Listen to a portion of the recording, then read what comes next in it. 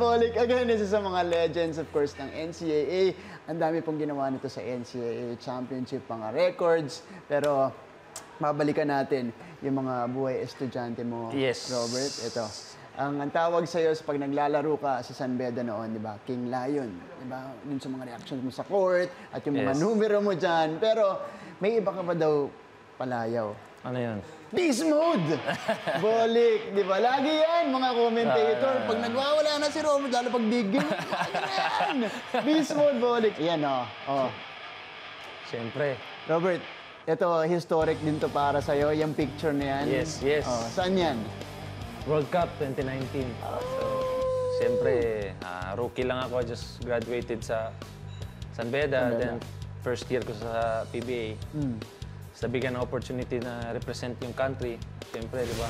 And big stage. Siyempre, winner tayo. Wanna win. Siyempre, kailangan ilabas yung emotions. Ganon talaga eh. Siyempre, you wanna win. Hindi lang para sa sarili mo eh. Hindi na to San Beda lang eh. Or PBA, di ba? It's the whole country. So, siyempre. So, nilabas ni Bolik yung beast mode niya sa buong mundo. Ayan po, pang World Cup yung beast mode na yan. Sige.